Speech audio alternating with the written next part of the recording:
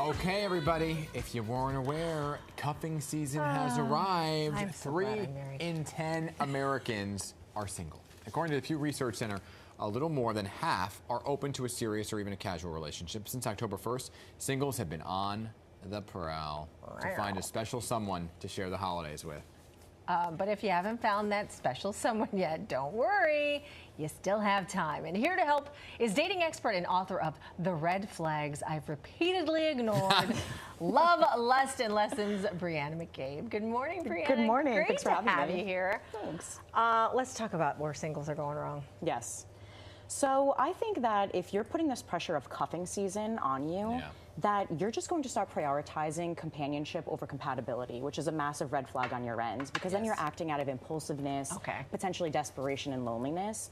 Whereas if it's this intrinsic voice that you have, that you're aware that I'm ready, despite the season out there, fall, spring, summer, whatever, you're just ready to put yourself out there and really immerse because you know what it is that you want. Yeah, the term cuffing season annoys me, right? Yeah. It's supposed to be like because you're cuddling up or whatever because it's getting cooler outside, but like it's cuffing season all year because you want to cuddle. I love your disgust. Right? You want to cuddle when canoodle all year, not just the fall. Imagine if you're in a relationship, you're like, I'm only good to cuddle with you in the fall. How do you really feel? All right, anyway, I'm going to get off my soapbox. Because there's all sorts of ways to find love, right? So let me talk about dating apps, because it used to be one of the most popular ways to go about it, right? But the problem with the dating app for so many is that people aren't intentional with what they're really looking for. So how do you kind of navigate that world?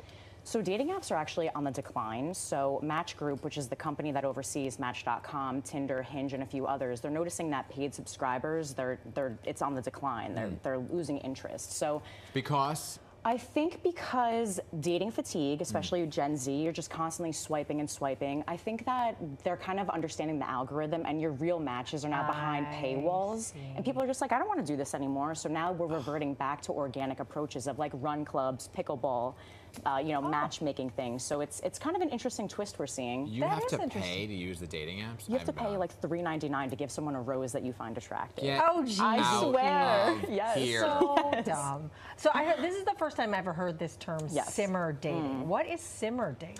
So Gen Z kind of claimed this term. It's cute. So think of cooking a meal like a crock pot where you want to throw these ingredients in and let it simmer over time to hopefully have a really hearty, fulfilling meal. So you're going to approach dating that way. So you're going to go out for a coffee. You're going to have an appetizer. You're going to see, is my communication meshing with you? Do we align physically, emotionally? So all of these factors, you're letting it simmer to see, okay, let's take it slow. Like before I just dive into this meal, do we align? Do we jive? So it's a very interesting, fun way of saying, let's take it slow. It's like old school dating. Yeah. Wow. All of my cookbooks are 20-minute meals or less. So I guess I have a problem. All right, so Generation Z. And he's like, no thanks. He's like microwave or nothing. Generation Z and Boomers, they're having a moment together. What's that moment? They're sharing the same sexual frequencies, which means Gen Z's having a lot less sex, just as much sex as the Boomers. And again, I think it goes back to simmer dating, and they're trying to take it slow and take their time before starting to immerse and kind of mix their sexual frequencies together with another person, because they want to see, is this a good match for me, before letting those endorphins and your hormones just kind of mess you up. Yeah.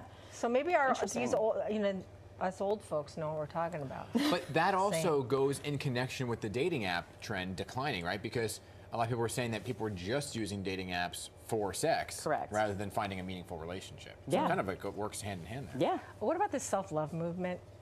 I'm such a proponent for self-love. What do you want to know? But you're talking about decentering men. Yes. What does that mean exactly? So that's basically another fun way of saying that it's in conjunction with the feminist movement. So back in the day, women would kind of attribute their worth to a title of being a wife, and then the next progression is being a mother, right? And then you would really focus on prioritizing the man's wants and needs in a relationship and putting yours down. So now we're seeing kind of this equilibrium and balancing out where women are just like, I'm just as important in this relationship as you.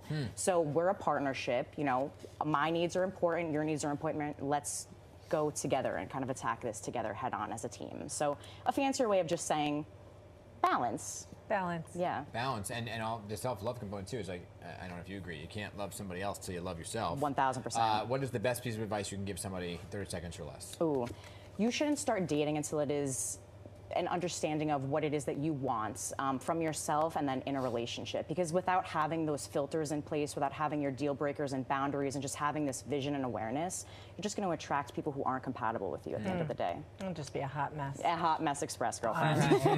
All right, thanks so much for coming in and thanks for your advice. Good luck, singles. Yes. Halloween's coming. It's going to be warm, so you know what that's coming. You'll be attracting plenty, I'm sure. All right, for more dating tips, follow Brianna's Instagram. The information is right there on your screen, and there you can find a direct link to purchase a copy of her book. Yep. Check it out. Suddenly I'm on Amazon ordering crock pot meals. All right, 10:36.